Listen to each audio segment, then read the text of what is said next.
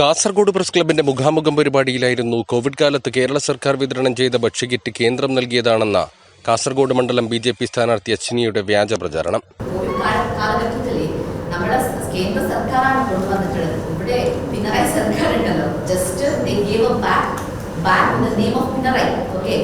അവര് കേന്ദ്ര സർക്കാരിന് വന്നിട്ടുള്ള എല്ലാ വർഷത്തിന്റെ കിറ്റ് ഉണ്ടല്ലോ, അത് സെൻട്രൽ ഗവൺമെന്റ് വന്നതാണ്. അങ്ങനെയെങ്കിൽ കേന്ദ്ര സർക്കാർ ഭക്ഷ്യവിതരണത്തിനായി ഏത് വകുപ്പിൽ നിന്ന് എത്ര ഫണ്ട് നൽകിയെന്ന ചോദ്യത്തിന് മറുപടി നൽകിയില്ല. കേന്ദ്ര സർക്കാരിന്റെ ഏത് ഫണ്ടാണ് കേരളത്തിൽ കിറ്റ് വിതരണം ചെയ്താൽ കേന്ദ്ര സർക്കാർ അനുവദിച്ചു? അതാണ് എന്റെ ചോദ്യം.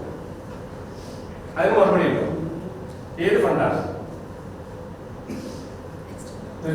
കോവിഡ് കാലത്ത് സംസ്ഥാന സർക്കാർ രാജ്യത്തിന് തന്നെ മാതൃകയായി എല്ലാ റേഷൻ കാർഡ് ഉടമകൾക്കും 2020 ഏപ്രിൽ മുതൽ ഒരു വർഷത്തിലേറെ കാലമാണ് ഭക്ഷ്യകിറ്റ് വിതരണം ചെയ്തത്.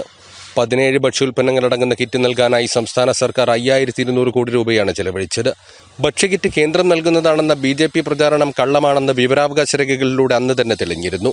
അതേ കള്ളം തെരഞ്ഞെടുപ്പ് പ്രചാരണത്തിനായി വീണ്ടും ഉപയോഗിച്ച NDA സ്ഥാനാർത്ഥി ആവർത്തിച്ചുള്ള ചോദ്യങ്ങൾക്കൊന്നും മറുപടി നൽകാനാവാതെയാണ് മുഖാമുഖം പരിപാടിയിൽ നിന്ന് മടങ്ങിയത്.